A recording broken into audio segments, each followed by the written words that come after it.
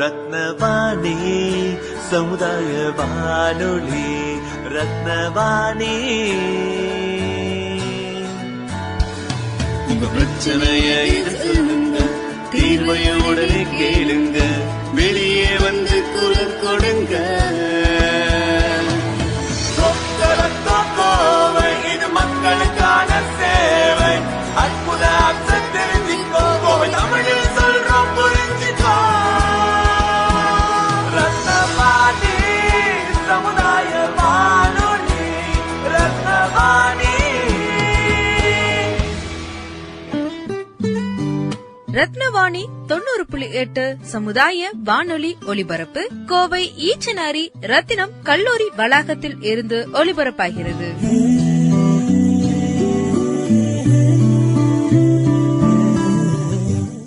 ரத்னவாணி சமுதாய வானொலி 90.8 இணைஞ்சிருக்கீங்க. நான் உங்கள் சிநேகிதன் மகேந்திரன். மத்திய அரசின் விஞ்ஞான் பிரசார் அறிவியல் பலகை, தமிழ்நாடு அறிவியல் தொழில்நுட்ப மையம், ரத்னவாணி சமுதாய வானொலி 90.8 இணைந்து வழங்கும் அறிவியல் விழிப்புணர்வு நிகழ்ச்சி.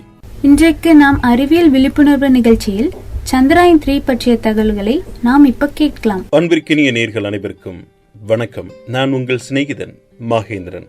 நிலவு பற்றிய ஆராய்ச்சியில் ரஷ்யா, அமெரிக்கா, சீனாவிற்கு அடுத்தபடியாக இப்பொழுது இந்தியாவும் வெற்றி பெற்றிருக்கிறது.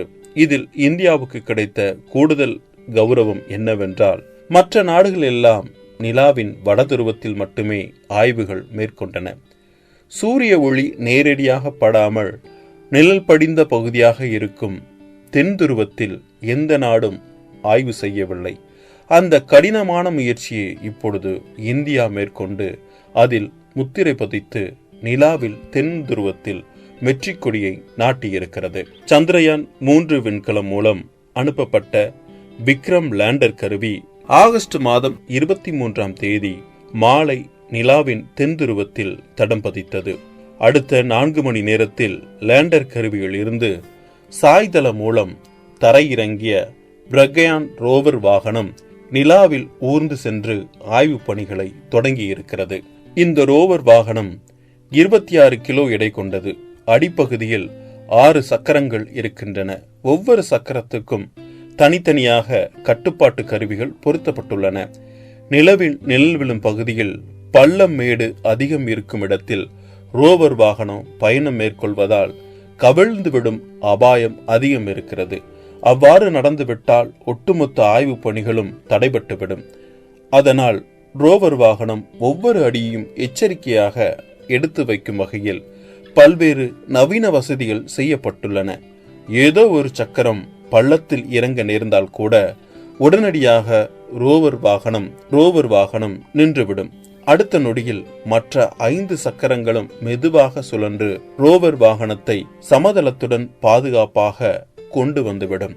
இந்த ரோவர் வாகனம் ஒரு நொடிக்கு 1 சென்டிமீட்டர் தூரம் மட்டுமே நகரும். காரணம், புவியின் ஈர்ப்பு விசையை விட நிலவின் ஈர்ப்பு விசை 6 மடங்கு குறைவு. உதாரணமாக, பூமியில் ஒரு குறிப்பிட்ட உயரத்தில் இருந்து விழும் பந்து தரையை 2 நொடிகளில் அடைகிறது என்றால், அதே செயல் நிலவில் நடக்க 12 நொடிகள் ஆகும்.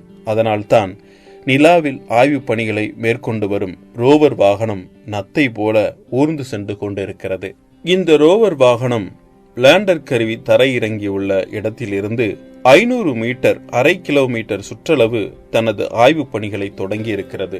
இதற்காக இந்த வாகனத்தில் 2 அதிநவீன கருவிகள் பொருத்தப்பட்டுள்ளன. அதாவது ஆல்பா பார்ட்டிகல் எக்ஸ்ட்ரோ ஸ்பெக்ட்ரோமீட்டர் மற்றும் லேசர் இன்டிசூட் பிரேக் டவுன் ஸ்பெக்டர் ரோஸ்கோப் என்ற பெயர் கொண்ட இந்த கருவிகள் நிலவின் மண்பரப்பில் வெப்பத்தின் அளவு எவ்வளவு, நீர்ப்பனி, நுண்ணுயிர்கள் இருக்கிறதா, magnesium, aluminium, silicon, potassium, calcium, titanium, இரும்பு மற்றும் கனிமங்கள் உள்ளதா என்பதை ஆய்வு செய்து வருகிறது.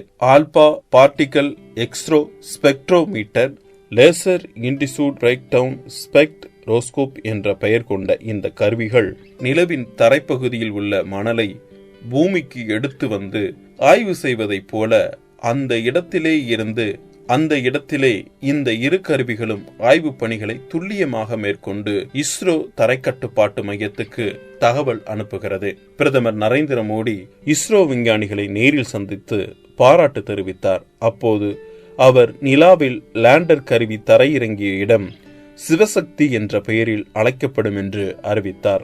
தற்போது நிலாவின் தென் துருவத்தில் உள்ள சிவசக்தி பகுதியை இந்தியா சொந்தம் கொண்டாட முடியுமா என்ற கேள்வி எழுந்துள்ளது. நிலவு பற்றிய விண்வெளி ஆய்வுகள் தொடங்கப்பட்ட காலத்தில் சோவியத் யூனியன் தான் 1950ஆம் ஆண்டு முதல் 1960ஆம் ஆண்டு வரை கோலோச்சியது. பல செயற்கைக்கோள்களை அனுப்பி நிலவில் ஆய்வு மேற்கொண்டது. இந்த நேரத்தில் அமெரிக்காவின் முயற்சிகள் அனைத்தும் தோல்வியில் முடிந்தன. 1959ஆம் ஆண்டு செப்டம்பர் மாதம் சோவியத் யூனியன் அனுப்பிய லூனா 2 என்ற செயற்கைக்கோள் நிலவு பற்றிய ஆராய்ச்சிகளை துரிதப்படுத்தியது. அடுத்த மாதம் அக்டோபர் அனுப்பப்பட்ட மற்றொரு விண்கலமான லூனா 3 நிலவுக்கு அருகில் சென்று புகைப்படம் எடுத்து பூமிக்கு அனுப்பியது. தொடர்ந்து 1966ஆம் ஆண்டு பிப்ரவரி மாதம் அனுப்பப்பட்ட லூனா 9 முதலில் நிலவின் வடதுருவத்தில் தரையிறங்கியது. காலனி ஆதிக்க காலத்தில் ஒரு நாடு புதிய நிலப்பரப்பை கண்டுபிடித்தால் அந்த நாட்டுக்குத்தான் அது சொந்தம் என்று எழுதப்படாத விதியாக இருந்தது. சோவியத் யூனியன் முதலில் நிலாவில் காலடி எடுத்து வைத்த போது இதே அச்சத்துடன் அமெரிக்கா இருந்தது என்றாலும் தொடர்ந்து போராடி அடுத்த 4 மாதத்தில் சர்வேயர் 1 என்ற விண்கலத்தை நிலவில் தரையிறக்கிய அமெரிக்கா நிம்மதியாக பெருமூச்சு விட்டது. அதன் பிறகு 1969ஆம் ஆண்டு நிலவுக்கு மனிதனை அனுப்பி அமெரிக்கா சாதனை படைத்தது. ஆனால் அந்த சாதனையை ரஷ்யா ஏற்க மறுத்தது. நிலவு போல் வடிவமைத்து அதற்கு முன்னால் புகைப்படம் எடுக்கப்பட்டுள்ளது என்று குற்றம் சாட்டியது.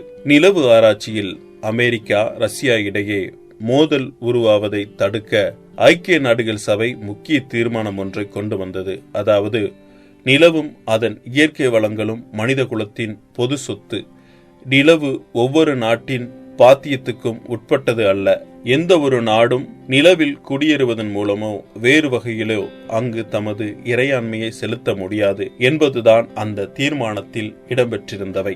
1972ஆம் ஆண்டு இந்த தீர்மானம் விவாதிக்கப்பட்டு 1979ஆம் ஆண்டு கையெழுத்தானது.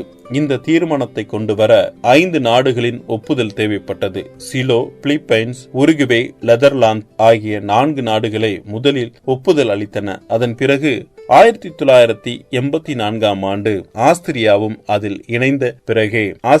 இணைந்த பிறகே இந்த நடைமுறை அமலுக்கு வந்தது. ஆனால் நிலவு ஆராய்ச்சியில் ஆதிக்கம் செலுத்தி வரும் ரஷ்யா, அமெரிக்கா, சீனா, இந்தியா, ஜப்பான் ஆகிய நாடுகள் இன்னும் இந்த தீர்மானத்தில் கையெழுத்து போடவில்லை. எதிர்காலத்தில் பூமியில் உள்ள கனிம வளங்கள் குறைந்து போய் நிலவில் உள்ள கனிம வளங்களை வெட்டி எடுத்து கொண்டு வர வேண்டிய தேவை ஏற்படும் போதுதான் புதிய பிரச்சனைகள் பூதாகரமாக வெடிக்க வாய்ப்பிருக்கிறது. அப்போது நிலவு யாருக்கு என்ற போட்டி முதன்மையாக இருக்கும். நிலவின் தென் துருவத்தில் இந்தியாவுக்கு முன்னால் லூனா 25 என்ற விண்கலத்தை ரஷ்யா தரையிறக்க முயற்சித்து தோற்று போனது. இந்த விஷயத்தில் ரஷ்யாவிற்கு அவசரம் கூட பல்வேறு யுகங்களுக்கு வழிவகுக்கிறது. இதுவரை நிலாவை பெண்ணின் அழகோடு ஒப்பிட்டு கவிஞர்கள் பாடல் எழுதி வந்தனர். தொலைவில் இருந்து பார்க்கும்போது இரவு நேர வட்ட நிலவு அழகாகத்தான் தெரிந்தது. ஆனால் அதை அருகே சென்று பார்க்கும்போதுதான் கருப்பு நிறத்தில் மேடு பள்ளங்களுடன் காட்சியளிப்பது தெரிகிறது. பல ஆயிரம் ஆண்டுகளாக நிலவின் மீது மோதிய விண்கற்களால் ஏற்பட்ட காயங்களின் வடுக்கள்தான் அவை. அதாவது மணிக்கு 40,000 முதல் 1,00,000 கிலோமீட்டர் வரையிலான வேகத்தில் வந்து மோதுகிறது என்றால் காயத்தின் வீரியத்தை புரிந்து கொள்ள முடியும். இனி பாட்டெழுதும் கவிஞர்கள் பெண்களின் முகத்தை நிலவோடு ஒப்பிடுவார்களா என்பது சற்று சந்தேகம்தான். நமக்கெல்லாம் குழந்தைகளாக இருக்கும்போது பௌர்ணமி அன்று பட்ட நிலாவை பார்த்தால் ஏதோ பாட்டி ஒருவர் காலை நீட்டிக்கொண்டு வடை சுடுவது போல தெரியும். அவை அனைத்தும் நிலவில் உள்ள பள்ளங்கள் என்பதும் இப்போது ஆய்வு செய்யும் போதுதான் தெரிகிறது. எனவே சந்திராயன் 3 விண்கலத்தின் ஆய்வு பணியில் புதிதாக பல ஆச்சரிய தகவல்கள் வெளிவர இருக்கின்றன. அதை உலக நாடுகளே எதிர்பார்த்து கொண்டிருக்கின்றன. புதிய தகவல்கள் கிடைக்கும் போது நிலவை பற்றிய நம்முடைய முந்தைய புரிதல்களின் மாற்றம் ஏற்பட்டு அறிவு விசாலமடையும். அன்புடன் உங்கள் சிநேகிதன் மகேந்திரன். நடப்பவை நல்லவையாகட்டும். நாம் இதுவரை சந்திராயன் 3 பற்றிய தகவல்களை கேட்டு பயன்பெற்றோம். அடுத்து நம்ம நிகழ்ச்சியில் அறிவியல் பலகை நிகழ்ச்சியில் அறிவியல் விஞ்ஞானி மயில்சாமி அண்ணாதுரை அவர்களின் சந்திராயன் 3 பற்றிய சில தகவல்களை நம்முடன் பகிர்ந்துள்ளார். அதை கேட்டு நாமும் பயன்பெறுவோம். இப்போ உலக எதிர்பார்க்கக்கூடிய அந்த திட்டத்தில் ஒரு அங்கமாக இருந்தோம் அப்படிங்கிறது ஒரு வரலாற்று நிகழ்வில் பங்கெடுத்த மாதிரி இருக்குன்னு வச்சுங்களேன். இந்த பெருமையை தாண்டி அதை தாண்டி இன்னும் செய்வதற்கான வாய்ப்புகளும் இருக்குது. அப்படிங்கிற பொழுது இது பெருமிதத்தையும் தாண்டி ஒரு பொறுப்பான நிலையும் காமிக்குதுன்னு நினைக்கிறேன். இல்லை, சந்திரயான் 3 அப்படிங்கிறத இப்போ 1, 2, 3ங்கிற பாடு தான். 1 அப்படிங்கிறது முதலாக நம்ம நிலவுக்கு அனுப்பின கலன். அது அது முதல் வகுப்பில் போனாலும் கிட்டத்தட்ட 1ஆம் வகுப்பு 2ஆம் வகுப்பு 3ஆம் வகுப்புன்னு சொல்லுவேன். ஆனால் அது எப்படி பக்கத்து வீட்டு குழந்தைகள்லாம் எப்படி படித்தாங்க, எப்படி போனாங்க அப்படிங்கிறத பார்த்துட்டு நம்ம படித்தாலும் சிறப்பாக இருக்கும் அப்படின்னு அப்பா சொல்லுவார். கிட்டத்தட்ட அதே மாதிரி தான். அதனால் அதுக்கு முன்னால் கிட்டத்தட்ட 70 கலங்கள் நிலவுக்கு போயிருக்கு. பல தோல்வி இருக்கும். சில பேர் மனிதன் இறக்குவாங்க, மனிதன் கூட திரும்பி வருவான். அங்கேருந்து ஆளில்லா கலன் போய் இறங்கி திரும்பி வரும். பல வகைகளில் கிட்டத்தட்ட 70 கலன்கள் போயிருக்கு. அமெரிக்கா, ரஷ்யா, ஐரோப்பிய நாடுகள் இருந்தெல்லாம். ஆனால் அதை தாண்டி நாம் போகிறோம். அப்போ என்ன வித்தியாசமாக செய்ய முடியும் அப்படிங்கிற பார்க்கும்பொழுது அவர்கள் போன வழியிலேயே போனால் அது 70 கலன்களும் பார்த்துட்டு நிலவில் எதுவும் இல்லை அப்படின்ட்டு கிட்டத்தட்ட 40 வருடங்கள் நிலவுக்கு போகாமல் செவ்வாய் அப்படின்னு அடுத்த கலங்கு போயிட்டு இருந்தாங்க. அப்போ நாம் இப்போ நிலவுக்கு போகிறோம். அப்போ என்ன செய்ய முடியும் அப்படிங்க பார்க்கும் பொழுது அவர்கள் போன வழியிலே போனால் அவர்கள் கிடைச்ச பதிலே நமக்கு கிடைச்சிடும். நிலவு அதே தான் கொடுக்கும். ஆனால் நிலவில் வேறு ஏதாவது இருக்குமா அப்படின்னு பார்க்கணுன்னா வேறு வழியில் போகணும்னு பார்ப்போம். வேறு வழி அப்படிங்கிறது நிலவு ஒன்று தான். நிலவுக்கு அப்படி வேறு வழியில் போகிறது அப்படிங்கிறத நம்மளாக சிந்திப்போம். அது நம்முடைய கலன் PSLV ரொம்ப சிறுசு தான். இதை வச்சு கூட நிலவுக்கு போகணும் அப்படிங்கிறது ஒன்று சிரமம். அது ஒரு சவால். அதை தாண்டி அங்கே நிலவை அடையும் போதும் கூட அவர்கள் நிலவை இப்படி சுற்றி பார்த்தா இறங்குற இடமும் கிட்டத்தட்ட எல்லாரும் ஒரே மாதிரி இடத்துல இறங்கியிருப்பாங்க. அதனால முழு நிலவை அவங்க பார்க்கல அப்படிங்கிற மாதிரி முழு நிலவே நம்ம கலன் பார்க்கணும் அப்படிங்கிறதுக்காக நம்முடைய பாதை வேறு மாதிரி போகும். அதாவது நிலவை விட்டு துருவட்ட பாதையில் அனுப்பணும் அப்படின்னு முயற்சி பண்ணுவோம். அது இன்னொரு சவால். ஏன்னா இங்கிருந்து PSLV வச்சு நிலவுக்கு போகிறதே சவால். போனாலும் கூட அங்கே ரொம்ப துல்லியமாக போனாலுடைய துருவப்பாதை அடைய முடியாது. ஏன்னா இங்கேருந்து போகக்கூடியது நிலவை சுற்றிகிட்டே இருக்குது. அது இங்கே வந்துக்கிட்டே இருக்கும். ஒரு வினாடிக்கு 1 கிலோமீட்டர் வேகத்தில் அது வந்துட்டு இருக்குது. ஒரு வினாடிக்கு 1 கிலோமீட்டர் வேகத்தில் சுற்றிக்கிட்டு இருக்குது.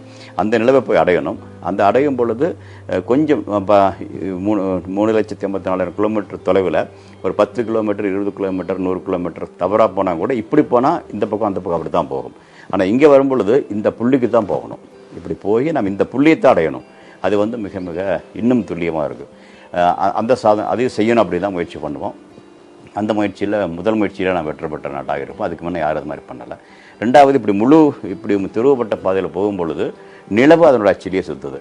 அதனால் முழு நிலவையும் நம்ம பார்க்க முடியும். அப்போ முழு நிலவையும் பார்க்கணும்னா இன்னும் முழுதாக பார்க்கணும்னா அப்போ இந்த 40 வருட இடைவெளியில் புது சாதனங்கள் வந்துருச்சு. இப்போ அதையெல்லாம் நாம் நிலவுக்கு எடுத்துகிட்டு போனால் பூமியில் நான் பண்ணுறோம். பூமியை சுற்றி என்ன வளங்கள் இருக்குது, நீர்வளம் இருக்குதா, மழை எப்போ வரும், பூமிக்கு அடியிலும் கூட சில பார்க்க வாய்ப்புகள்லாம் இப்போ இருக்கக்கூடிய கருவிகள் இருக்குது. இந்த கருவிகள் நிலவுக்கு எடுத்துகிட்டு போனால் என்ன அப்படி நம்ம எடுத்துகிட்டு போகிறோம். அப்போ 12 கருவிகள் அது நம்ம சொல்கிற மாதிரி சுற்றும்போது முழு நிலவையும் நான் பார்ப்பதற்கான வாய்ப்பு உண்டு. அந்த வாய்ப்பில் இதுவரைக்கும் மற்றவர்கள் பார்க்காத இடங்களான துருவப்பகுதிகளில் நீர்வளம் இருப்பதும் மற்ற கனிம வளங்களும் சிறப்பாக இருப்பதற்கான வாய்ப்புகளை நம்ம பார்க்க முடிஞ்சது. அதை பார்க்க முடிந்ததை தாண்டி அந்த கிணறுலேயே ஒரு 35 கிலோ அடைவுள்ள இன்னொரு சிறு சாதனம் வச்சுருப்போம். சிறு கலன் மாதிரி வச்சுக்கலாம். அது தாய்க்கிணலிருந்து பிரிஞ்சு அப்போவே 2008 தென்துருவ பகுதிக்கு பக்கத்தில் போய் அது மோதிர மாதிரி வச்சுருப்போம். மோதக்கூடிய அந்த கலனில் இந்திய கொடி இருக்கும். அதை தாண்டி 3 அறிவியல் சாதனங்கள் வச்சுருப்போம். அதில் ஒரு சாதனம் நம்ம மேலேருந்து 100 கிலோமீட்டர் தான் கீழே மெழுவாக விழுந்துகிட்டே இருக்கும். 27 நிமிஷங்கள் ஆகும் அந்த குறிப்பிட்ட இடத்த அடிக்கிறது. இது பண்ணுறதுக்கு குறிப்பிட்ட இடத்த நாம் அடைகிறோம். 130 மீட்டர் துல்லியமாக குறிப்பிட்ட இடத்த 3,84,000 கிலோமீட்டர் அந்த பக்கம் அடைகிறது. அதுவும் அந்த இடம் 1 கிலோமீட்டர் வேகத்தில் பயணிக்கக்கூடிய இடத்த அடைகிறதுங்கிறது ஒரு தொழில்நுட்ப ரீதியாக ஒரு சாதனை. அதை தாண்டி இப்போ கீழே விழுந்துட்டு இருக்க 70 கிலோமீட்டர்லேருந்து நமக்கு ஒரு கருவி. அந்த கருவி என்ன, இப்போ நம்ம ரயில்வே ஸ்டேஷன்லையோ விமான நிலையத்துக்குள்ளேயோ முக்கியமான இடங்களில் பார்த்தீங்கன்னா தெரியும். இந்த இடத்துல கார்பன் டை ஆக்சைடு எவ்வளோ இருக்குது, கார்பன் மோனாக்சைடு எப்படி இருக்குது அப்படின்னு அப்போதைக்கு காமிச்சிட்டே இருக்கும். கிட்டத்தட்ட அது மாதிரியான ஒரு கருவி மாஸ் ஸ்பெக்ட்ரோமீட்டர். அங்கே நிலவில் வளிமண்டலம் இல்லை, எதுக்கு எடுத்துகிட்டு போகிற நல்லா சிரிப்பாங்க.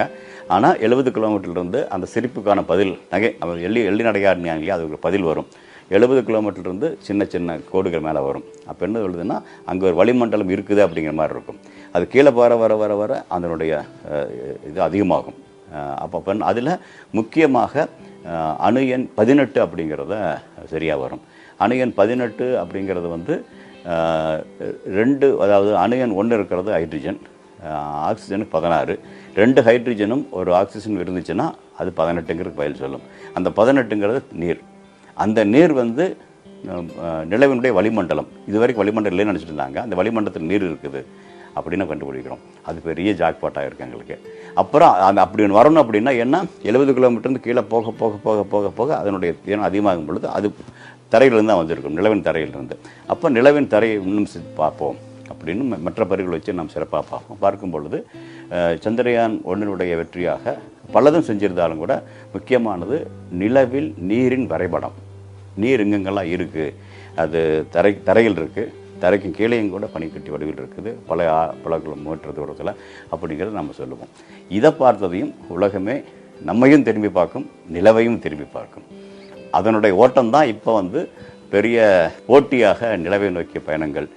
சைனாவாக இருக்கலாம், ரஷ்யாவாக இருக்கலாம், ஜப்பானாக இருக்கலாம், இஸ்ரேலாக இருக்கலாம், ஏன் திரும்ப அமெரிக்கா மிகப்பெரிய திட்டம் அப்போலோவை தாண்டி, அப்போலோ எவ்வளோ கோடிக்கணக்கில் பண்ணாங்களோ அதை விட தாண்டி பெரிய திட்டமாக ஆர்டிமிஸ் அப்படின்னு உருவாக்கியிருக்காங்க. அந்த ஆர்டிமிஸில் நம்மளையும் வந்து பங்கெடுக்க சொல்லியிருக்காங்க. இது வந்து ஒரு பெரிய பெரிய மாற்றமாக தெரியுது. அது வந்து சந்திரயான் 1 அதுக்கு அப்படி எடுக்கும்போது நம்மளும் போகணும் இல்லையா, மற்ற நாடுகள் வரும்பொழுது. அதுக்காக நம்ம சந்திரயான் 2 முன்னெடுக்கிறோம். அது வந்து நிலவில் மெதுவாக இறங்கக்கூடிய காரணமாக இருக்கணும்ட்டு. அதில் கிட்டத்தட்ட வெற்றி அடைஞ்சாலும் கடைசி நிமிடங்களில் கொஞ்சம் சறுக்கலாக இருக்கும். அதனால நிலவில் இறங்கக்கூடிய விக்ரம் கலம் இருந்தாலும் நிலவை சுற்றி வரக்கூடிய சந்திரயான் 2 இன்னும் பணியில் இருக்குது. அது வந்து இன்னும் துல்லியமாக சந்திரயான் 1 என்ன பார்த்தோமோ அதை வந்து இன்னும் துல்லியமாக பார்த்து இப்போ வந்து நிலவில் நீர் இருக்கிறத தாண்டி நிலவில் எந்த இடத்துல இறங்கலாம், எந்த இடம் பாதுகாப்பாக இருக்கும் அப்படிங்கிறதையும் நம்ம சரியாக பண்ண முடியுது. அதனால் இப்போ முதல்ல சந்திரயான் 2க்கு வந்து ஒரு 500 மீட்டர் இடம் தான் ஒரு பாதுகாப்பான இடம்னு நினச்சோம். இப்போ வந்து துல்லியமான படத்தை வச்சுட்டு 30 சென்டிமீட்டர் துல்லியமாக படம் சந்திரயான் 2 இருக்குது. அதை வச்சுக்கிட்டு 4.5 கிலோமீட்டருக்கு 2.5 கிலோமீட்டர் அப்படின்னு பெரிய இடத்த நம்ம இது பண்ணுறோம். அந்த இடம் நோக்கி தான் இப்போ விக்ரம் சந்திரயான் 3 விக்ரம் போய் மெதுவாக இறங்க முடியுது. ஏன்னா அந்த இடத்தை தேர்ந்தெடுத்தது முக்கியமான காரணம். ஏன்னா அந்த இடம் வந்து இதுவரைக்கும் மற்ற நாடுகள் போகாததுக்கு காரணம் துடுவத்தை பற்றி பெரிய தரவுகள் இல்லை. சந்திரயான் 2 அது கொடுத்து நம்ம ஒரு இடத்த சரி பண்ணியிருக்கோம். அந்த இடத்த நோக்கி நம்ம போய் மெதுவாக இறங்கணும். மெதுவாக போனாலும் சரியாக இறங்கணும், சிக்கனமான வழியில் இறங்கணும். இப்போ இறங்கி இப்போ பிரக்ஞானும் அதனுடைய பணியை ஆரம்பிச்சிருச்சு, விக்ரம் லேண்டரும் அதனுடைய பணியை ஆரம்பிச்சிருச்சு. இப்படி இந்த 1, 2, 3 அப்படிங்கிறது 1ஆம் வகுப்பு 2ஆம் வகுப்பு 3ஆம் வகுப்பு மாதிரி இருந்தாலும் இதனுடைய கட்டங்கள் வந்து கிட்டத்தட்ட ஒரு கல்லூரி மாணவன் முதல் ஆண்டு 2ஆம் ஆண்டு 3ஆம் ஆண்டு படித்த மாதிரி ஆயிடுச்சு. முதல்ல பள்ளிக்கூடத்தில் படிக்கிற மாதிரி ஆரம்பித்தது. ஆனால் அந்த படிப்பு இப்போ வந்து ஒரு கல்லூரி படிப்பு மாதிரி பார்த்து மற்றவர்கள் அதை பின்பற்றக்கூடிய ஒரு நிலைமைக்கு நம்ம வந்திருக்கிறோம். திருவூர் பகுதியில் இது வரைக்கும் யாரும் இறங்கறதுக்கு முயற்சி பண்ணாங்க. சந்திரயான் 1க்கு பிறகு அதுதாங்க. ஆனால் இது வரைக்கும் யாரும் வெற்றி அடையலை. இப்போ சில நாட்களுக்கு முன்னாடி ரஷ்யா உட்பட எந்த நாடும் இது வரைக்கும் வெற்றி அடையலை. சைனா மெதுவாக அந்த இடத்த நோக்கி வந்துட்டு இருக்காங்க. மெல்ல இறங்குறாங்க. இது வரைக்கும் அந்த இடத்துக்கு வரல அவங்க. ஏன்னா இந்த இடம் வந்து கரடு முள்ளான இடம், அந்த இடத்துல இறங்குவது கஷ்டம் அப்படிங்கிறதுக்காக மெதுவான காய் நகர்த்தல் மாற்றம் பண்ணுறாங்க. ஆனால் இப்போ எளிதாக இறங்குனது நம்ம காமிச்சிருக்கோம். நம்முடைய பாதையை பார்த்த மாதிரி மற்றவங்க வருவதற்கான வாய்ப்பு உண்டு. ஆனால் நம்முடைய சந்திரயான் 2க்கும் 3க்கும் வித்தியாசம் பார்த்தீங்கன்னா எல்லாம் ஒன்று தான். என்ன அப்படின்னா கடைசி நேரத்தில் ஏற்பட்ட அந்த பின்விளைவு இப்போ வரக்கூடாது அப்படிங்கிறதுக்காக இப்போ அடுத்த பாடத்தை எடுத்துட்டிங்கன்னா அப்போ நீங்கள் தொலைக்காட்சியில் பார்த்துருக்கலாம். அந்த 20 நிமிட பயணம் இருக்குது இல்லையா, அந்த பயணத்தில் வந்து ரொம்ப துல்லியமாக கட்டளைகளை பிறப்பட்டுருக்கும். என்ன ஒரு போகணும்னு சொல்லி கொடுத்தா எல்லாமே அதுக்கு பிறகு கீழிருந்து நம்ம எது பார்த்துட்டு தான் இருக்க முடியுமோ எதுவும் பார்க்க முடியாது. ஆனாலும் அதுக்கான தரவுகள் கொடுத்தது எப்படின்னா இப்போ செயற்கை நுண்ணறிவு மாதிரி கிட்டத்தட்ட அதனுடைய பாங்கில் இந்த இடத்துல ஒரு டைம் நேரம் இருக்கும். இந்த நேரத்தில் இந்த இடத்துல இந்த வேகத்தில் இந்த திசையில் போகணும் அப்படிங்கிறத துல்லியமாக கொடுத்துருப்பாங்க. அதில் எந்த மாற்றம் நிகழ்ந்தாலும் உடனுக்குடனே ஏன் அப்படின்னு புரிஞ்சு அதுக்கான கரெக்ஷன்ஸ் உடனே நடக்கும். அப்படி பண்ணதுனால இப்போ அங்கே சந்திராயன் 2 என்ன ஆச்சுன்னா இது எல்லாம் போய் கடைசியில் போகிற இடத்துல அங்கே பார்க்கும் பொழுது ஒரு இடத்துல திரும்பினா தான் கீழே இறங்கக்கூடிய அந்த ஒரு வேகம் வரும்பொழுது கீழே திரும்பி ஆகணும், அந்த இடத்துல இறங்கணும். ஆனால் நம்ம போய் சேர வேண்டிய இடம் அவ்வளோ தூரத்தில் இருக்குது. அப்போ அந்த தூரத்துக்கு போனால் வேகமாக போகணும். ஆனால் இப்போ இருக்கக்கூடிய திசையில் இந்த இயந்திரங்கள் இயங்கும் பொழுது அந்த திசையை நோக்கி வேகமாக போக முடியாது. ஏன்னா இயக்கிய அதனுடைய வேகம் குறையத்தான் செய்ய, அதிகமாகாது. ஆனால் இந்த இடத்துல நோக்கி வேகமாக ஈர்ப்பு விசை இழுத்துட்டு இருக்குது. அப்போ இந்த வேகத்தில் இது பிரகாரம் வந்து இயந்திரங்களை இயக்கணும், அது பிரகாரம் இயந்திரங்கள் இயக்கக்கூடாது, இப்படி திருப்பி இயக்கணும். ஆக இப்படி திரும்ப முயற்சி பண்ணும் பொழுது இந்த வேகம் பூமியுடைய வேகத்தில் நிலவினுடைய ஈர்ப்பு விசை வேகத்தில் இழுத்து அப்புறம் அந்த வேகம் கூடி சில நொடிகளில் அது தன்னுடைய நிலையிலிருந்து போயிடும். இதை மாற்றுறதுக்காகத்தான் இப்போ முதல்ல தப்பாக போச்சுன்னா அப்போ கரெக்ஷன். அப்போ பார்த்தீங்கன்னா சில சமயங்கள் தெரியும், சில சமயங்களில் கீழே வர மாதிரி இருக்குது வேகமாக. இப்போ வேகம் குறைக்க உடனே சரி பண்ணி போகும், வெளியே தெரியாது, அது நடந்திருக்கு. அதனால் அங்கே வரும்பொழுது சரியாக வந்துச்சு. போகக்கூடிய வழியில் வந்து சில மாற்றங்கள் வந்தாலும் அப்போதைக்கப்போ சரி பண்ணும்பொழுது மாற்றம் வந்துச்சு. அதனால் சரியாக இன்றைக்கி இறங்கறதுக்கான வாய்ப்புகள் உண்டாச்சு. அப்புறம் இதுலேயும் கூட என்னென்ன பிழைகள் வந்தாலும் உடனே மாற்று பொருள் இருக்கிற மாதிரியும் கூட வச்சுருந்தோம். இதனால் இதையெல்லாம் பல முறை இங்கே பூமியிலேயே பரீட்சித்து பார்த்துருக்கு. நேற்றுக்கு நடந்தது வந்து எவ்வளவோ முறை பூமியில் பரீட்சித்து பார்த்தது திரும்ப அங்கே நடந்திருக்குது. இப்படியெல்லாம் பார்க்கும் பொழுது திரும்ப ஒரு மாணவன் சொன்னையா முதல்ல அரியர்ஸ் வாங்கியிருக்கலாம், ரெண்டாவது வரும் பொழுது அவன் திரும்ப எல்லா கேள்விகளுக்கும் பதில் சொல்கிற மாதிரி பண்ணுறான். அதை திரும்ப அவனே டெஸ்ட் பண்ணி பார்த்துருக்கிறான். அப்புறம் வரும் பொழுது அவனுக்கான வர அந்த கேள்விகள் எதுவுமே அவனுக்கு புதுசாக தெரியல. பதில்கள் சிறப்பாக எழுதி நேற்றுக்கு 100க்கு 100 வாங்கிட்டான். ஒவ்வொரு இடத்துக்கும் பிளான் பி இருக்கிற மாதிரி. பூமியிலிருந்து கட்டளைகள் அப்போ அனுப்ப முடியாது. எல்லாத்தையுமே முதல்ல யோசித்து வச்சு இப்போ இந்த இடத்துல நம்ம போகிறோம், இவ்வளோ வேகம் வரணும், இந்த வேகம் வரல அப்படின்னா அதுக்கு காரணம் என்ன, இயந்திரங்கள் அதிகமாக இயங்கிறதா இயந்திரங்கள் கம்மியாக இயங்கிறதா அப்படிங்கிறத பார்க்கணும். இப்போ என்னென்னா கிட்டத்தட்ட செயற்கை நுண்ணறிவினுடைய ஒரு ரூல் பேஸ்ட் ஏஐ அப்படிம்பாங்க. Rule based, context based AI.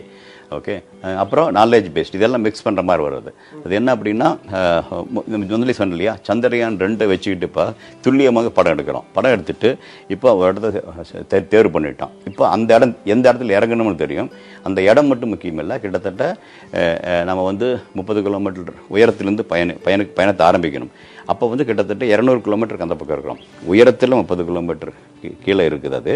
ஆனால் கிட்டத்தட்ட 200 கிலோமீட்டர் அந்த பக்கம் நீங்கள் கலண்டு இருக்குது. இது வந்து 700 கிலோமீட்டர் அந்த பக்கம். இங்கேருந்து தூரம் கம்மியாக இருக்கும், அங்கேருந்து தூரம் கிட்டத்தட்ட 700 கிலோமீட்டர் பயணிக்கணும். இப்போ வந்து 1700 கிலோமீட்டர் 6000 கிலோமீட்டர் வேகத்தில் இது பயணிக்குது. ஓகே, இந்த வேகத்தையும் நம்ம குறைக்கணும்.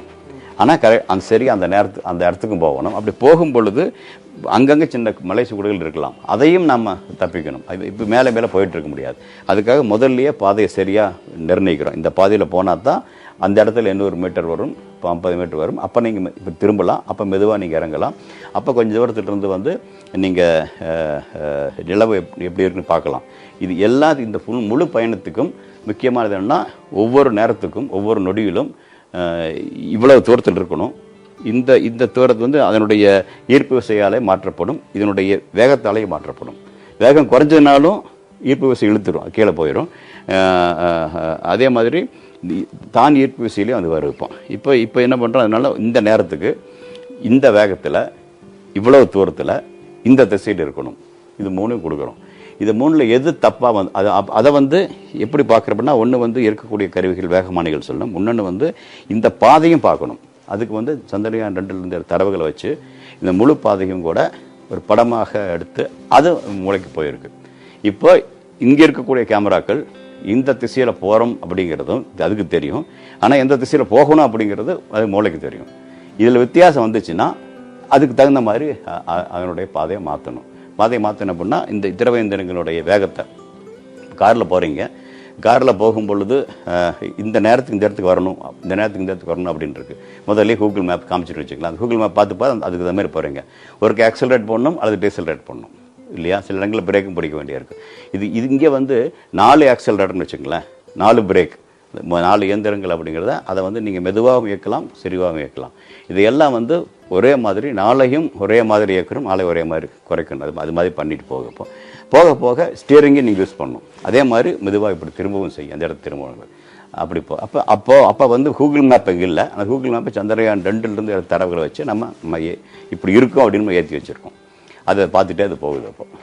அப்போ எந்த பிழை வந்தாலும் அது உடனுக்குடன் சரி பண்ணுது. அதனால் அங்கே போகும்பொழுது அந்த பிழையும் நடக்கல. இப்போ முக்கியமானது தான். சந்திரயான் 2னுடைய தரவுகள் 30 சென்டிமீட்டர் துல்லியமாக இருக்கும். 30 சென்டிமீட்டர் கிட்டத்தட்ட இந்த அளவுக்கு வருது. இப்போ ஆனால் இதை விட சிறுசாக ஒன்று இருந்துச்சு அப்படின்னா, ஒரு கல் இருந்துச்சுன்னா அது இது தெரியாமல் போயிருக்கும்.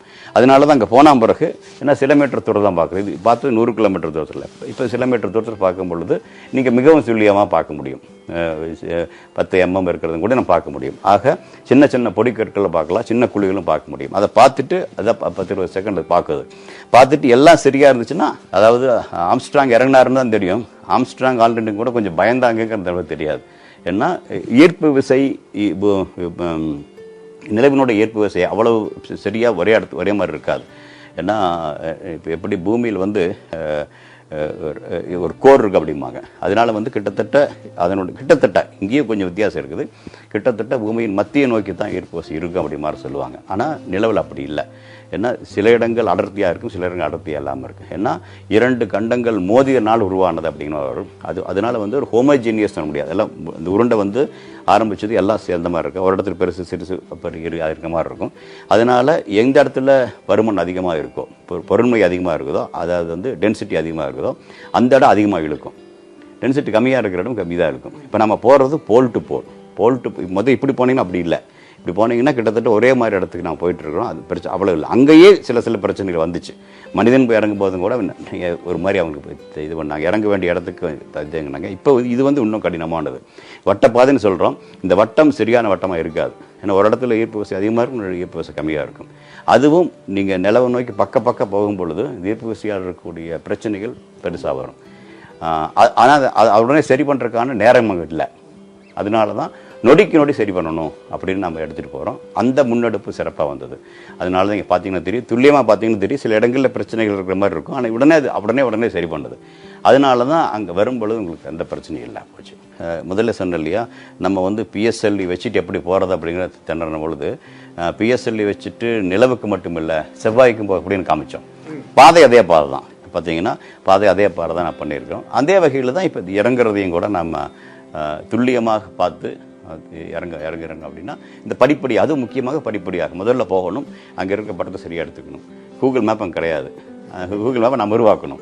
ஓகே, கூகுள் மேப்பில் இந்தியா மேப்னு வச்சுங்களேன், இந்தியர்கள் உருவாக்கிய மேப் மாதிரி அதை உருவாக்கிட்டு அதை வந்து தரவாக நம்ம கொடுத்துட்டோம்னா இதை பார்த்து அது சரியாக போகும். நம்ம வழி சரியான வழியாக இருக்குது. கண்டிப்பாக நம்ம சிக்கனமானது தான். ஏன்னா சந்திரயான் 1 பண்ணும்பொழுது கிட்டத்தட்ட 346 கோடி அப்படிம்போம். 346 கோடி அப்படிங்கிறது வந்து ஸ்க்ராட்ச்லேருந்து பண்ண சொல்கிறாங்க இல்லையா, அது மாதிரி எதுவும் இல்லை. ஏன்னா இப்போ பார்த்தீங்கன்னா நம்ம உட்காந்துருக்கிறோம், இங்கேருந்து 30 கிலோமீட்டருக்கு அந்த பக்கம் மைசூர் ரோட்டில் ஒரு பெரிய தரைக்கட்டுப்பாட்டு நிலையம் உருவாக்கியிருக்கோம். அது வந்து 32 மீட்டர் பெரிய ஒரு ஆண்டனா இருக்கும். அப்புறம் 18 மீட்டர் ஆண்டனா ஒரு பெருசாக இருக்கும். அதுக்கு மட்டுமே 120 கோடி செலவு பண்ணணும். அதுக்கு மேலே நமக்கு இல்லை. அதுக்கு மேலே நம்ம வந்து செயற்கைக்கோள் அனுப்புனது இங்கேருந்தோ ஹாஸ்டன்லேருந்தோ இருக்கக்கூடிய தரைக்கட்டுப்பாட்டு நிலையங்கள். அது வந்து அதிகபட்சம் 36,000 கிலோமீட்டர் இருக்கக்கூடிய செயற்கைக்கோளை தான் நான் பார்க்க முடியும். ஆனால் நீங்கள் வந்து தூரம் அதிகமாக இந்த செய்தி தொடர்பு தொலைத்தொடர்புடைய கடினத்தன்மை அப்படிங்கிறது square of that it will improve அப்படிம்பாங்க. இப்போ வந்து 36,000 கிலோமீட்டர்லேருந்து 3,60,000 கிலோமீட்டர் போகிறோம், 10 மடங்கு அதிகம். அப்போ அதை விட 100 மடங்கு அதிகமான இது பண்ணணும். அந்த நிலைமை தான் வரும். அதனால தான் நம்ம 120 கோடி அதுக்கே செலவாகும். அதே மாதிரி PSLV கொஞ்சம் சிறப்படுத்த வேண்டிய அவசியம் இருந்துச்சு. அதற்கான திட்டங்கள் நம்ம காசு கொடுக்கணும். இது எல்லாம் தாண்டி செயற்கைக்கோள் சந்திரயான் 1க்கு செயற்கைக்கோள்னா 100 கோடிக்கு கம்மியாக தான் இருக்கும். தரைக்கட்டுப்பாடுகள் அமைச்சோம்னா சந்திரயான் 1, 2, 3 மங்களையும் எல்லாத்துக்கும் உபயோகப்படுத்தலாம். அதை தாண்டி அது அடிப்படை கட்டமைப்பு. அது அதே மாதிரி புதுசாக நான் அமைச்சது அது ஒரு 20 கோடி இருக்கும்.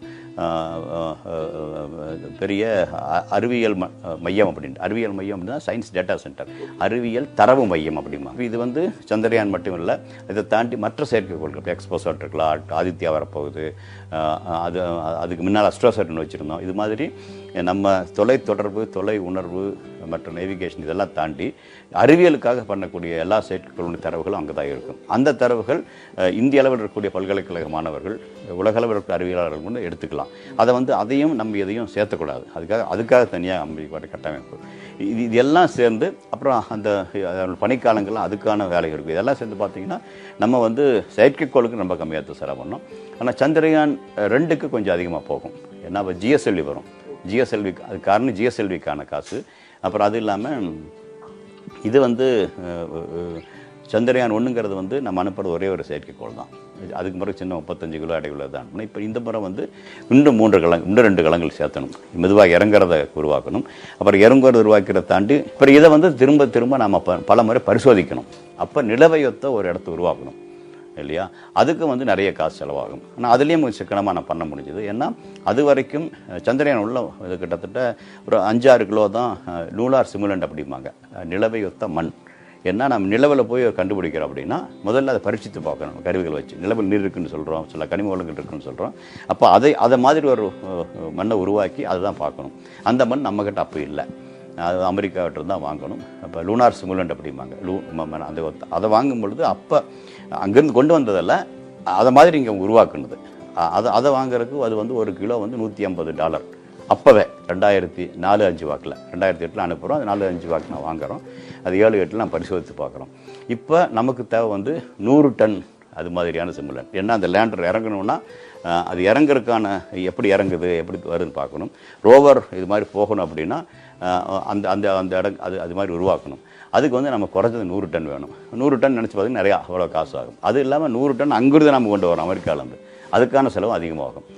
அதெல்லாம் எப்படி பண்ணுறது பார்க்கும் பொழுது நிலவில் எப்படி இருக்குதோ அதே கனிம வளம் நம்ம சேலத்துக்கு பக்கத்தில் ஒரு இடத்துல நம்ம பார்க்க முடிஞ்சுது. இப்போ என்ன பண்ணணும்னா அந்த கல்லை எடுத்து அங்கே மண் எப்படி இருக்குமோ அது மாதிரியாக சேலத்துக்கு பக்கத்துலேயே ஒரு க்ரஷரில் நம்ம இது பண்ணி கொண்டு வந்து எப்படி இது பண்ணோம்.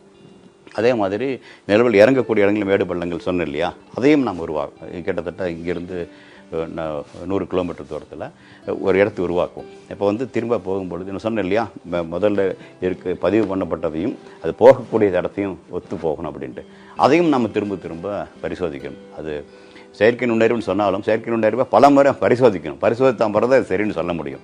ஏன்னா கடைசி நேரத்தில் அது தப்பாக போயிடக்கூடாது. நம்ம எப்படி பண்ணணும், அதுக்காக அதை பரிசோதிக்கிறதுக்கு நம்ம உருவாக்குவோம். இது எல்லாமே வந்து நம்ம ரொம்ப சிக்கனமாக பண்ணோம். இருந்தாலும் இதெல்லாம் பண்ண வேண்டியிருக்கு. இதனால் வந்து சந்திரயான் 2க்கு கொஞ்சம் அதிகமாக செலவு பண்ணியிருக்கோம். ஆனால் அதனுடைய பாடங்களை கற்று வந்ததுனாலையும் திரும்ப சந்திரயான் 2னுடைய அதே மாதிரி ஆர்பிட் இருக்கு இல்லையா, அது வந்து அது மாதிரி அதை பண்ண வேண்டியதில்லை. அப்படி முந்துக்காலம் வந்து சிறுசாக பண்ணுவோம். அதனால இப்போ வந்து இதுக்கான காசு வந்து இல்லை வந்து நம்ம சொன்ன மாதிரி சந்திரயான் 1க்கும் கூட இது மாதிரி தான் பண்ணுவோம். நம்ம இப்போ நிறைய மண் தேவையில்லை.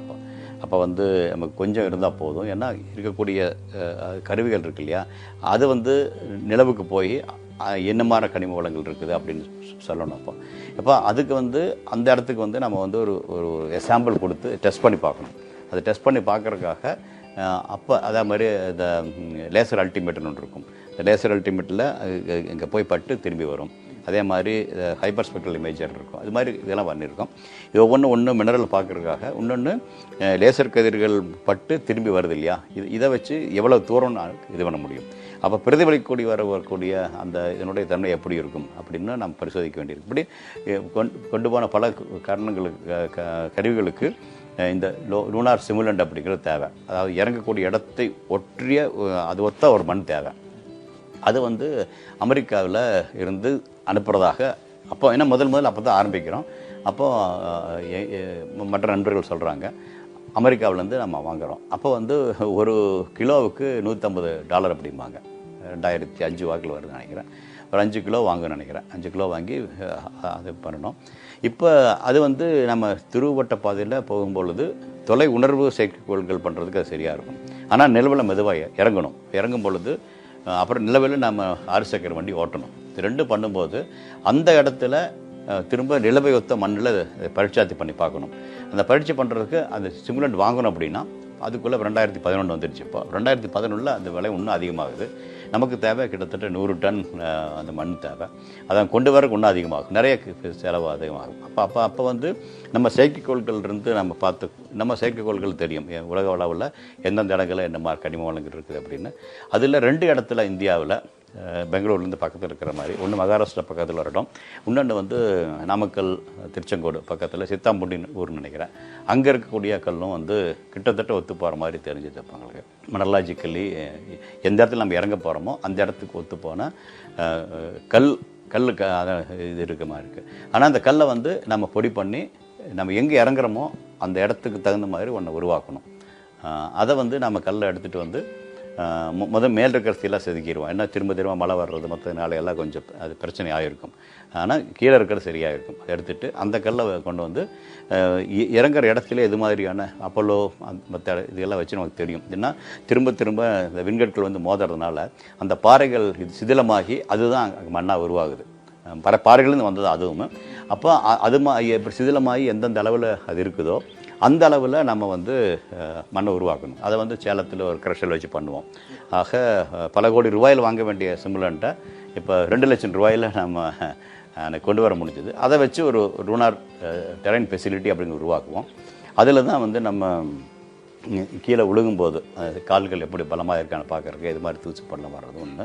ரெண்டாவது இந்த 6 சக்கர வண்டி ஓட்டி பார்க்குறோம் இல்லையா, அது போகணும், சில இடத்துல திரும்புறதெல்லாம் ஸ்டேரிங் மாதிரி இல்லை, ஸ்கிட் ஸ்டேரிங் அப்படிம்பாங்க. இப்போ இந்த பக்கம் திரும்பணும் அப்படின்னா இந்த 4-6 வீலும் ஓடாது, இந்த வீல் மட்டும் ஓடும். அப்போ ஓடும்போது மண் வந்து வேறு மாதிரி இருந்ததுன்னா அப்படியே உள்ளே இறங்கி இருக்குவான் வாய்ப்பு இருக்குது. அப்படி இல்லாமல் போகணும் அப்படின்னா எந்த ஸ்பீடில் குறைக்கணும் அதில் பரிச்சாத்து பண்ண வேண்டிய அவசியம் இருக்குது. அதுக்கு நிலவையொத்த மண் உருவாக்கணும். அது வந்து நம்ம ஊர் பக்கத்துலேருந்து கிடச்சிது. அது இங்கே இருந்து வந்ததுனால கொஞ்சம் சிக்கனமாக கூட நம்ம அது பண்ண முடிஞ்சது. அதுதான் இப்போ வந்து ஒரு கிட்டத்தட்ட தலைப்பாக தமிழகம் அறிவியலாளர்கள் மட்டும் இல்லை, தமிழக மண்ணையும் கூட கொடுத்துருக்குது அப்படிங்கிற மாதிரி தமிழ் மண் வருது. ஒரு செய்தி என்ன சொல்லுது அப்படின்னா, நிலவு எப்படி உருவாச்சு அப்படிங்கிற போது, நிலவு ஒரு காலத்தில் நமக்கு பக்கத்தே இருந்த மாதிரி இருப்பதான் இப்போ கூட மெதுவாக போயிட்டுருக்கு. அப்போது என்ன ஆகுதுன்னா, ஏதோ ஒரு கிரகம், செவ்வாய் மாதிரி ஒரு கிரகம் பெரிய ஒரு விண்ட் சிஸ்டம், அது வந்து பூமியில் மோதி அதனால அந்த சமயத்தில் தான் நிறைய இந்த டைனோசர்ஸ் எல்லாம் போயின்னு சொல்லுவாங்க இல்லையா, அந்த ஒரு காலகட்டம். அப்போ அதை எடுத்துகிட்டு அப்போ பெரிய வெப்பமே உருவாகுங்க, பெரிய அதிர்ச்சியாக உருவாகும், நிறைய உயிர்கள் பிளந்து போயிடுவாங்க. திரும்பி தான் வந்ததாக தான் நம்ம அது மாதிரி தான் வரும். அப்படி போகும்பொழுது அதில் சிதறனே ஒன்று தான் நிலவு, அதுதான் பூமியை சுற்றிட்டு இருக்கு அப்படின்னு வரும். அப்போ என்ன ஆகுதுன்னா, இதில் வந்து பூமியின் பாகமும் இருக்கும், என்ன வந்து அடிச்சதோ அதனுடைய பாகமும் இருக்கும். சில இடங்களில் பெரிய வெப்பம் அந்த முதல்ல பெரிய வெப்பம் உருவாயிருக்கலாம், சில இடங்களில் 2 சேர்ந்த இருக்கலாம். நிலவு ஏன்னா அறிவியல் ரீதியாக நிலவு எப்படி வந்துச்சு அப்படிங்கிறது ஒரு அறிவியல் ஆராய்ச்சி இருக்கு. அதனுடைய ஒரு இது என்ன சொல்லுது அப்படின்னா, இது மாதிரி நடந்திருக்கும். ஏன்னா அங்கே வந்து அடித்தா பிறகு அந்த பொருள் எங்கே போச்சு அப்படின்னா அதுதான் நிலவாக இருக்குது அப்படிங்கிற மாதிரி. அப்போ இருக்கும் பொழுது அதில் பூமியினுடைய தன்மையும் இருக்கும், அதே மாதிரி அந்த கிரகத்தினுடைய தன்மையும் இருக்கும். அந்த ஒத்தி போகுது. அதைத்தான் நம்ம அங்கே வந்து இது மாதிரியான மினரல் இருக்குதுன்னு பார்க்குறதுக்கு காரணம், நம்ம உபயோகப்படுத்துறதை தாண்டி கிட்டத்தட்ட ஒரு டிஎன்ஏ பண்ணுறோம் இல்லையா, அது பண்ணும்போது அது மாதிரி இது தாய் கிரகமாக பூமியும் இருக்குமா அப்படிங்கிற ஒரு தான் அந்த நம்ம மனுஷன் அங்கே போனோம்னா அங்கே குடியிருப்பு இருக்கலாம். அதெல்லாம் மண்ணுடைய தன்மையை தெரிஞ்சிக்க வேண்டிய அவசியம் இருக்குது. அந்த மண்ணினுடைய தன்மை அப்படிங்கிறது வந்து இப்போ எப்படி ஈரத்தன்மை இங்கே பார்க்குற மாதிரி அங்கே வந்து வெப்பம் கடத்தும் தன்மை எப்படி இருக்குது. ஏன்னா இரவு நேரத்தில் ரொம்ப கூலாக போகும். ஓகே, பார்த்தீங்கன்னா -200 டிகிரி செல்சியஸ் அப்படின்னு சொல்லுவாங்க. பகல் நேரத்தில் 120 டிகிரி ப்ளஸுக்கு போகும் செல்சியஸில், ஃபேரன்ஹீட்டில். அப்போ இந்த மண் அதுக்கு தகுந்த மாதிரி எப்படி பண்ணுது அப்படின்னு புரிஞ்சிக்க வேண்டிய அவசியம் இருக்குது. ரெண்டாவது, இறங்கின நிலவில் வந்து அங்கங்கே மூன் குவாக் அப்படிம்பாங்க, நிலநடுக்கம் மாதிரி. அதனுடைய தன்மை என்ன அப்படிங்கிறது இறங்கின இடத்துலேருந்து அதில் ஒரு சைஸ்மோமீட்டர் மாதிரி ஒன்று வச்சு பார்க்கலாம். அப்புறம் அங்கே இருக்கக்கூடிய தூசி படங்கள் அதனால் வந்து ஒரு பிளாஸ்மா என்விரான்மெண்ட் உருவாகும் அப்படிங்கிற மாதிரி இருக்குது. அதனுடைய தன்மை கிட்டத்தட்ட இடத்துல மண்ணினுடைய தன்மை அங்கே எப்படி நடக்குது அப்படின்னு பார்க்குறதுக்காக தான் முக்கியம் நடக்குது. இதை தாண்டி அப்போலோ காலத்தில் ஒரு ரிட்ரோரிஃப்ளெக்டர் வச்சுருப்பாங்க. அதாவது நிலவு ஒரு காலத்தில் பூமிக்கு பக்கத்தில் இருந்துச்சு, அது இருந்ததுனால தான் உயிர்கள் இங்கே நீரிலிருந்து இதுக்கு வர முடியுது. அதனுடைய பரிணாம வளர்ச்சி. அப்போ அது காரணமாக நிலவு இருந்துச்சு அப்படிம்பாங்க. இப்போ நிலவு பின்னால் போயிட்டுச்சு அப்படின்ட்டு. அப்போ பின்னால் போயிடுச்சுன்னா இன்றைக்கி போயிட்டு இருக்கணும், ஏன்னா போய் நின்ற முடியாது. அப்போ அதுக்காக பார்க்கறதுக்காக ஒரு ரிட்ரோரிஃப்ளெக்டர் வச்சுருப்பாங்க. அது என்னென்னா பூமியிலிருந்து லேசர் கதிர்கள் அனுப்பிச்சு அங்கிருந்து திரும்பி பிரதிபலிச்சு வருது இல்லையா, இது போகிறதுக்கும் வர்றதுக்குமான நேரத்தை வச்சு நிலவு எங்கே இருக்குது அப்படின்னு துல்லியமாக இது வந்து அப்போ பார்க்கும் பொழுது அப்போலோ காலத்திட்ட இருந்ததுக்கும் இப்போவும் நிலவு தரை தான் போயிருக்கு. அது வந்து மெதுவாக நகர்ந்து போயிட்டு இருக்கு. இந்த அளவீடுகள் நமக்கு தெரிஞ்சாலும் இது நமக்கு இன்னும் தேவை. திரும்ப நிலவுக்கு போகிறோம், அடுத்து குடியமைப்பு போகிறோம்னா இது தெரிஞ்சாகணும். ஆனால் இப்போ என்ன ஆகுதுன்னா தூசு படலம்லாம் வருது சொல்லணும் இல்லையா, அதனால் மெதுவாக அது கொஞ்சம் அதனுடைய தன்மை மங்கிட்டு இருக்கு அங்கே இருக்கக்கூடியது. இப்போ நம்ம ஒரு டிராக்டர் வச்சுருக்கிறோம். இது வந்து 60-70 வருஷத்துக்கும் கூட இப்போ எப்படி முதல் அப்போலோ காலத்திலிருந்து இப்போ உபயோகப்படுத்துகிறோமோ அதே மாதிரி இன்னும் பல காலங்களுக்கு அது உபயோகப்படுத்த முடியும். அது இருக்கணும். ஏன்னா உலக அளவில் நிறைய அது மாதிரி இது இருக்காங்க, அது எல்லோரும் பரிமாறிக்கிறாங்க. ஏன்னா நம்ம போகிறதுக்கும் அவங்களுடைய தரவுகளை வச்சு இனிமேல் இதை வந்து மற்றவங்க உபயோகப்படுத்திக்கலாம் அப்படிங்கிற மாதிரி வரும். அது இல்லாமல் இந்த பிரக்ஞான் ரோவரில் அது வந்து இறங்கி போன இடத்துலேருந்து 100 மீட்டருக்கு அந்த பக்கம் போயிட்டு அப்புறம் 500 மீட்டர் சுற்றளவில் அது மண்ணினுடைய தன்மையில் அது என்ன பண்ணோம்னா இன்சிட்டிவ் அனாலிசிஸ் அப்படிம்பாங்க. 100 கிலோமீட்டர் தூரத்தை தாண்டி இப்போ நிலவிலேயே லேசர் கதிர்கள் அதனுடைய சூடை கொடுக்கும். அப்போ என்ன அப்படின்னா அது சில ஆட்டங்கள் எல்லாம் அணுக்கள் எல்லாம் கதிர் தான் வெளில வரும். ஒரு கிட்ட கதிர்வீச்சு மாதிரி வரும். அதை நாம் ஒரு ஸ்பெக்ட்ராமீட்டர் ஒன்று பார்த்துட்டு எந்த கனிமூலத்தையும் அது வந்துச்சு அப்படின்னு பார்க்க முடியும். ஓகே, அதே மாதிரி இன்னொரு ஆல்ஃபா சோர்ஸ் அப்படிம்பாங்க. அதை வச்சுட்டு நம்ம செலுத்தும் போது எக்ஸ் கதிர்கள் அனுப்புவோம். எக்ஸ் கதிர்கள் போய் திரும்பி வரும் பொழுது அது எப்படி வருது எக்ஸ் கதிர்களை பார்த்துட்டு இப்போ நம்ம ஏர்போர்ட்டில் போனீங்கன்னா நம்ம கோட்டுக்குள்ளே தான் வச்சுருக்குமா பார்க்குறாங்க இல்லையா, அதே மாதிரி கிட்டத்தட்ட அந்த மண்ணில் இதை அனுப்பும்போது அந்த எக்ஸ் கதிர்களுடைய பிரதிபலிப்பில் அந்த இடத்துல என்ன இருக்குன்னு பார்க்க முடியும். 2 வகையில் கனிம வளங்கள் தனிமத்தினுடைய வளங்களை வந்து ஒரு 500 மீட்டர் சுற்றளவு நான் பார்ப்பதற்கான வாய்ப்புகள் இருக்குது. இது எல்லாம் வந்து செய்தி பரிமாற்றமாக நமக்கு பூமிக்கு வந்துடும். அது பூமி நம்ம இது இந்த நேரடியாக திரைக்கட்டுப்பாளையங்கள் இங்கே இருக்கிற அறிவியலாளர்களை அது பார்ப்பாங்க. அதனுடைய அறிவிப்புகள் மெதுவாக வரும். ஏன்னா அதை வச்சு தான் அது மூவ் ஆகும். அது போகுது அப்படின்னா இது என்ன பண்ணுறோம்னா அங்கேருந்து படங்கள் வரும். அந்த படங்கள் வச்சு பார்த்துட்டு இப்போ எப்படி இறங்கும்போது கல் மண் இருக்குன்னு பார்த்தோமோ அதே மாதிரி இது போகும்போது இது போய் அங்கே அடிச்சிடக்கூடாது இல்லையா. ஏன்னா அதுக்கான தரவுகள் நாம் கொடுக்கல. அப்போ என்ன பண்ணோம், அது அப்போ தான் கொடுக்குறோம். அதுக்கு கேமரா எடுத்து பார்த்துட்டு இது அடுத்த ஒரு 10 மீட்டர் போகுதுன்னா இந்த 10 மீட்டர் தூரத்தில் ஒரு பள்ளம் எதுவும் இல்லை, கல் எதுவும் இல்லை, அது மாதிரி உறுதிப்படுத்திக்கணும். அப்படி ஏதாவது இருந்துச்சுன்னா திரும்பி வர்றதுக்கான இது இருக்குது. திரும்பி எந்த இடத்துல கடைசி செய்தி தொடர்பு இருந்துச்சோ அது வரைக்கும் வந்துடும். ஆனால் இருந்தாலும் முடிஞ்ச அளவுக்கு அது மாதிரி பாதையில் போகாமல் இருக்கணும்னா பூமியிலிருந்து அடுத்து எவ்வளோ தூரம் முதல்ல சொன்னியா இந்த நேரத்துக்கு இவ்வளோ தூரத்துக்கு இங்கே வரணும். அதை வந்து ஒவ்வொரு 10 மீட்டருக்கும் கட்டளைகள் பிரக்ஞானுக்கு போகும். அது வந்து இப்போ அந்த படங்களை பார்த்துட்டு இங்கே நாம் எடுப்போம். இங்கே நிலவேகத்தை இது உருவாக்கியிருக்கோம் இல்லையா, இப்போ இன்னொரு ரோவர் அது மாதிரி ஓடுங்க இங்கே. ஆமாம், இது அதையும் ஓட்டி பார்த்துட்டு அது அங்கே போகும். அந்த வகையில் அடுத்த 14 நாட்கள் சிறப்பாக போகும். 14 நாட்களுக்கு பிறகு அந்த ரெட்ரோலிஃப்டர் அது பணியப்பட்டு இருக்கும்.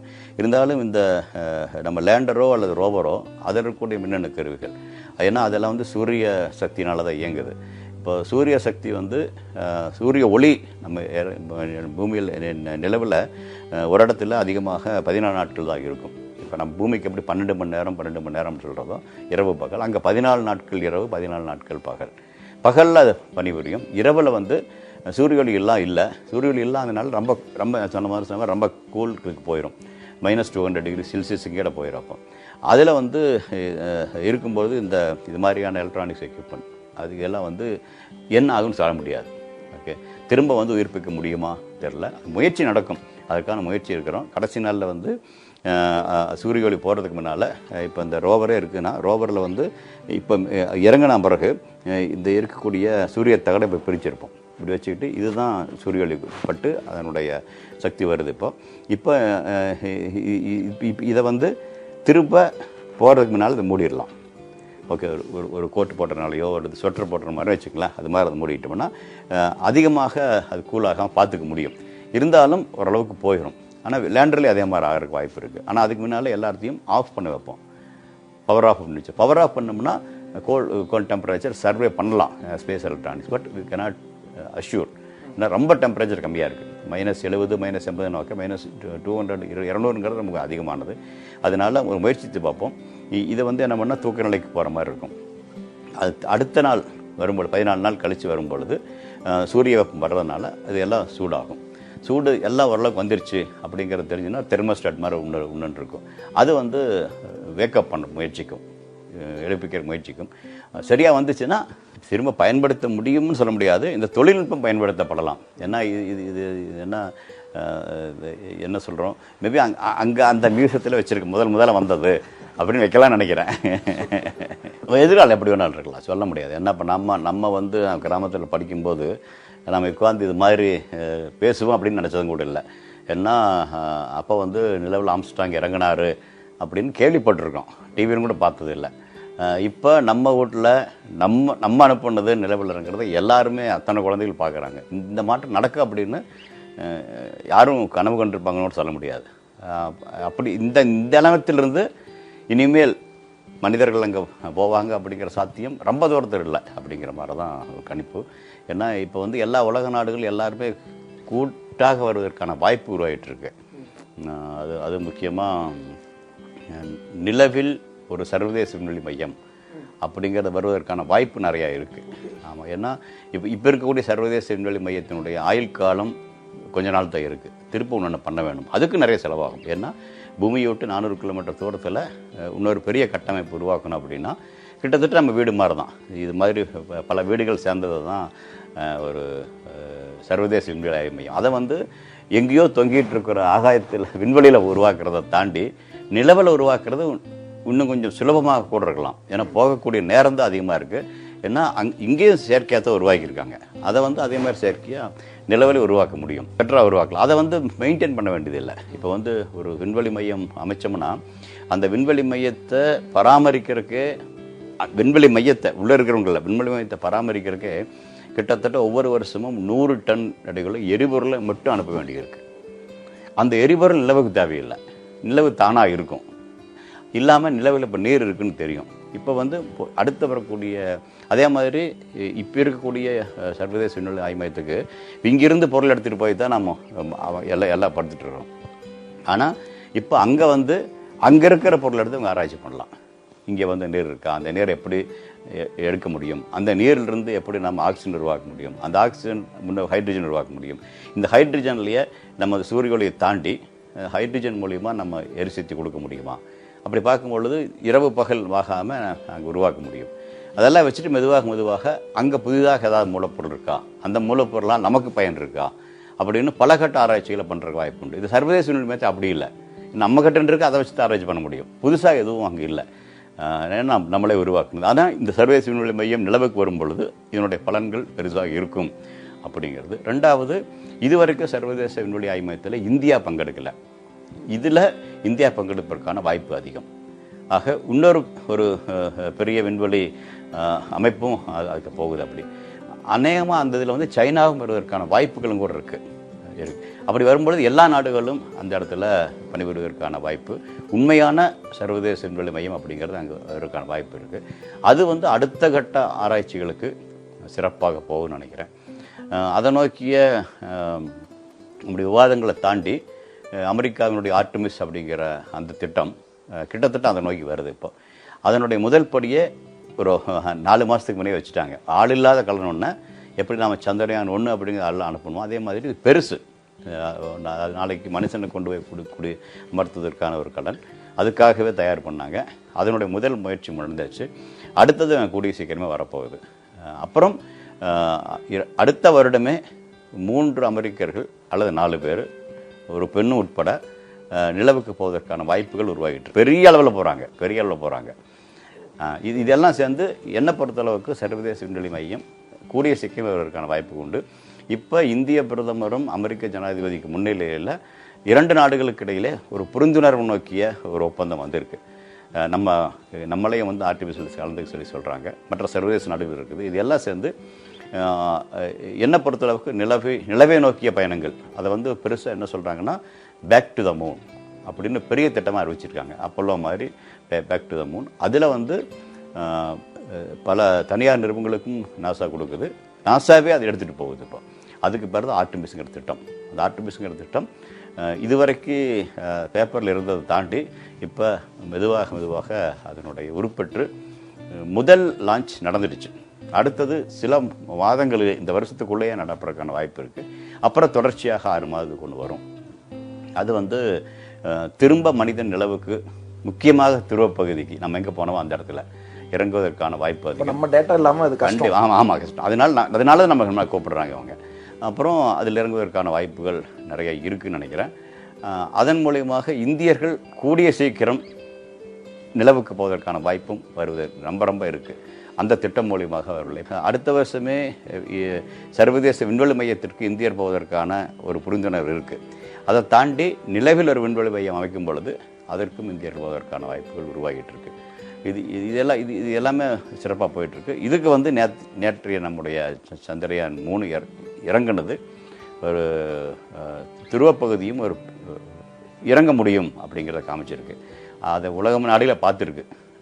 நம்முடைய இந்தியர்கள் 140 கோடி பேர் பார்த்ததை தாண்டி உலகமே பார்த்துருக்குது கவனமாக.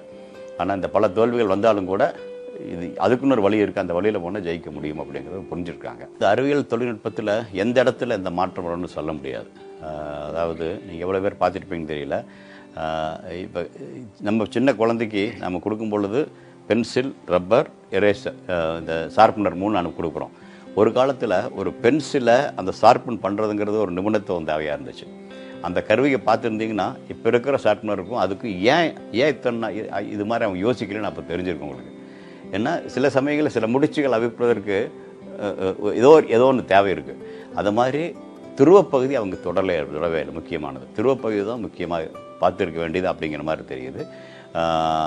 அந்த துருவப்பகுதியை நம்ம தான் முதலாக பண்ண பிறகு தான் திரும்ப அதை நோக்கி வர்றாங்கப்பா.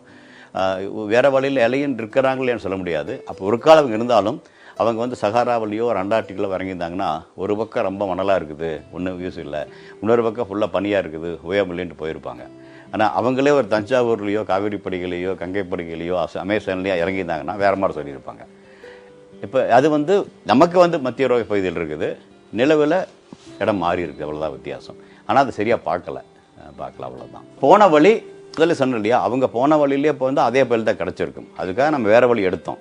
துருவப்பகுதி அவங்க போகாத காரணம், அங்கே துருவப்பகுதியில் இறங்க ஒரு கடற்படாக இருக்குது. அதற்கான இங்கிருந்து பார்க்கும் பொழுது அதிக தூரம் முடியல. அதனால அது சிரமமான இடம். அதுவும் சொன்னோம் இல்லையா, துருவட்ட பாதை அடைவதே சிரமம். இப்போ ஒரு மனுஷனை கொண்டு போயிட்டு திரும்பப்படுத்திட்டு திரும்பி வந்துடக்கூடாது. அதனால துருவட்ட பாதை அப்படின்னு அடையிறது, மனிதன் இருக்கணும் மனிதன் இல்லையோ, ஆள் இல்லாத கலனே போய் துருவட்ட பாதை அடைவதே மிக கடினமான காலமாக இருந்துச்சு ஒரு காலத்தில். நம்ம அதை நம்ம மாற்றணும் இல்லையா. இப்போ போகிறவங்கெல்லாம் திரும்ப இப்போ அதுக்கு தான் போகிறாங்க. முதல்ல அப்படி போகலை. அதுதான் அது திரும்ப நிறைய இடத்துல சொல்லியிருக்கிறேன். உலகம் உருண்டையாக இருக்கும்போது ஏன் கிழக்கு நோக்கி தான் இந்தியாவுக்கு பயணிக்கணும், ஏன் மேற்கு நோக்கி பயணிக்கினாங்க அப்படிங்கிற கேள்வியே ரொம்ப நாள் கழிச்சு தான் வந்துச்சு. ஏன்னா கிழக்கு நோக்கி வரும்பொழுது அவங்களுடைய தூரம் அதிகமாக தெரிஞ்சது. ரெண்டாவது, ஆப்பிரிக்காவை கடந்து இருக்கக்கூடிய இந்து மகா சமுத்திரம் அது கீழே வரும்பொழுது சூயஸ் கனல் அப்போ இல்லை.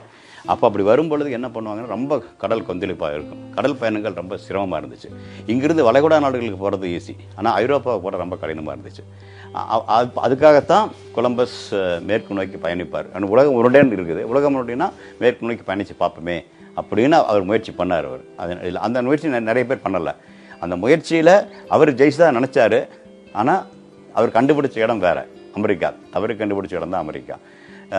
அது மாதிரி நம்ம அவங்க போன வழியிலேயே போனோம்னா அந்த பதில் தான் வரும், வேறு பதில் போகும். அப்படிங்கிறதுக்காக நிலவை இப்படி போகிறதுக்கு போகலாம், நம்ம இப்படி போகணும். ஓகே, ஆனால் அது கொடுத்த பதில் சிறப்பான பதிலாக வந்திருக்கு. அமெரிக்காவுக்கு வழியில் நான் போயிருக்கோம். அமெரிக்காவுக்கு வழிகாட்டியவர் கொலம்பஸ். அமெரிக்காவிற்காக வழி கண்டுபிடிச்சவர் கொலம்பஸ். அவர் வழியில் நம்ம போயிருக்கிறோம். இந்திய விண்வெளித்துறை வெளியில் சொல்லாட்டி இந்திய விண்வெளித்துறைக்காக சொல்ல முடியும். இந்திய விண்வெளித்துறை மெதுவாக வளர்ந்து வந்துட்டு பரிட்சாத்தமான நிலையை தாண்டி, பரிட்சாத்தமான செயற்கைக்கோள் அனுப்புறது, பரிட்சாத்தமான நம்ம ஏவுகள் அனுப்புறதை தாண்டி இப்போ ஓரளவுக்கு ஸ்திரம் அடைகிறோம் 2000 வாக்கில். அப்புறம் ஸ்திரம் அடைஞ்ச பார்த்துட்டு அரசனுடைய இது பிரகாரம் நம்மளே நிறைய செயற்கைக்கோள்கள் தொலை உணர்வுக்கு செய்யலாம், நம்மளே இங்கே ஏவுகணை பண்ணலாம், ஏவுதளம் உருவாக்கலாம், பல கட்டமைப்புகள் உருவாக்குவதற்கான வாய்ப்புகள் உருவாகுது. அப்போ அதற்கு நிறைய பேர் நமக்கு தேவை. ஆனால் எங்களுக்கு ஒரு பிரச்சனை வந்துச்சு. அதே சமயத்தில் தான் கணினித்துறை நல்லா வந்துச்சு. இங்கே இருந்தவங்களே எல்லாம் வெளியே போயிட்டு இருந்தாங்க. எங்கே விண்வெளித்துறையில் இருந்தவங்களே, நானே அநேகமாக போயிருக்க வேண்டிய நான் இருப்பேன் அந்த சமயத்தில். அது மாதிரியான இது இப்போ இருக்குது. ரெண்டாவது, புதிதாக நிறைய பேர் சேர்த்தணும்னு சொன்னோம் இல்லையா. புதிதாக பார்க்கும் பொழுது திறமையானவர்களை சேர்ப்பதற்கு கொஞ்சம் பெரிய கடினமாக இருந்துச்சு. ஒரு 250-300 இடம் எடுக்கணும் அப்படின்னா ஒரு வருஷத்துக்கு 1000 பேரும் கூட விண்ணப்பிக்க மாட்டாங்க. 1000 பேர் நிறைய பேர் வந்து எங்கேயோ 2-3 வருஷம் இருந்துட்டு பெங்களூரில் வந்து இருக்கணும் அப்படிங்கிறதுக்காக முயற்சியில் இருக்கிறோம். அது மாதிரி குத்த சொல்லி இல்லை, நான் அது ஈர்க்க முடியல. இதுக்கான பட்டதாரியாக இருக்கணும். ஆனால் அந்த திறமை இருக்கிறவங்க உள்ளே இருக்கிறவங்க வெளியே போகிறாங்க. என்ன அரசு சம்பளங்கிறது பெருசாக இல்லை இப்போ இல்லையா, அதை ஒத்து நோக்கி பார்க்கணும். அப்போ அது மாதிரி இருந்துச்சு. அப்போ என்ன பண்ணுறது அப்படின்னு பார்க்கும் பொழுது இது மாதிரி ஒரு திட்டம் பண்ணால் இருக்கிறவங்களை ஊக்குவிக்க முடியும். அது வந்து வெளியே ஒரு இஸ்ரோவை பற்றி நல்ல ஒரு இது வரும், அதை அவங்க முன்னெடுத்து வருவாங்க அப்படிங்கிறதுக்காக திட்டம் உருவாச்சு. முக்கியமான காரணங்கள் அதுவும் ஒன்று தான். அதை வச்சு தான் ஆரம்பிப்போம்.